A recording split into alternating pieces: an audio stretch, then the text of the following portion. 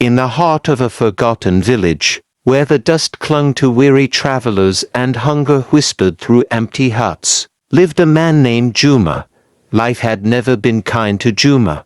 Born into poverty, he had grown up watching the rich feast while his stomach groaned in protest. The unfairness of the world burned deep within him, and over the years, that fire grew into an uncontrollable rage. Juma worked hard, yet his efforts never seemed to yield fruit. The farmers he worked for paid him in scraps, the traders cheated him, and even the village elders looked down upon him as if he were cursed. His hands were rough from years of toil, but his pockets remained empty. His anger became his only companion, a constant, bitter reminder of his suffering. One evening, Juma sat outside his small hut, staring at the flickering lantern light from the homes of the wealthy. He clenched his fists. "Why must I suffer while they live in comfort?" he muttered. His heart boiled with resentment. A traveler once told him, "Anger is like fire. It can warm you or burn everything you love." But Juma was beyond listening. He had decided he would no longer be a victim of fate. He would take what life had denied him, even if it meant walking down a dark path. The next day, Juma ventured to the marketplace. He watched as merchants counted gold coins, as farmers exchanged sacks of grain for silver. His stomach churned. He reached out and grabbed a loaf of bread from a stall, but before he could run, a firm hand caught his wrist. "Thief!" the merchant cried. The market erupted in chaos. People gathered, whispering, pointing at Juma.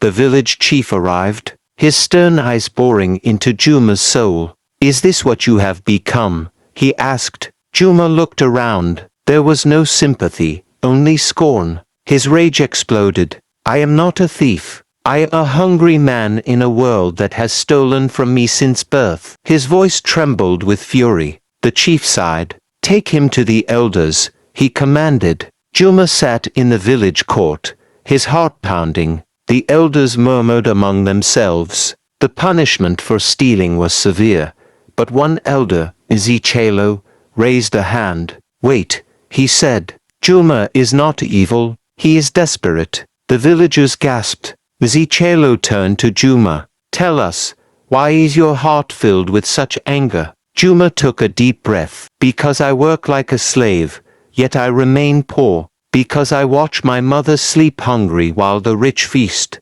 Because no one cares about men like me." Silence filled the room. Even the chief lowered his gaze. They knew Juma spoke the truth. Ezekielo nodded. "Then let us change that. Juma, will you accept work if given fairly?" Juma hesitated. "If it is truly fair, yes." The next morning, Ezekielo took Juma to his farm, giving him a decent wage and a portion of the harvest. For the first time in years, Juma felt hope.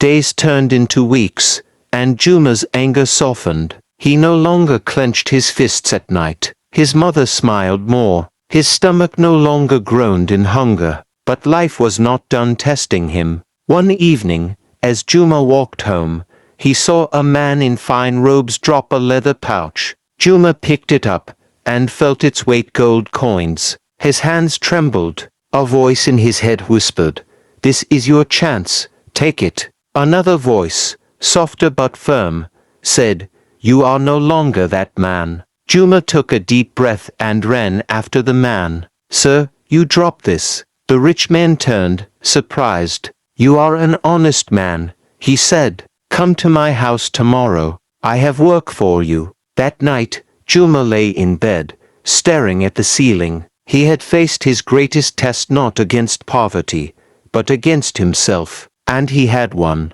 In the weeks that followed, Juma worked for the wealthy man, learning new skills. His life transformed, but more importantly, his heart healed. He was no longer the angry poor man. He was a man who had fought against darkness and found his own light. The village watched in amazement as Juma, once feared and pitied, rose to become a respected man, and he, in turn, helped others who faced the same struggles. Juma's story spread far and wide. not as a tale of riches, but as a lesson. Anger may be born from pain, but wisdom is born from choices. And the greatest victory is not against the world, but against the rage within. Let's know your reaction and thoughts in the comment section. Like, share and subscribe for more updates.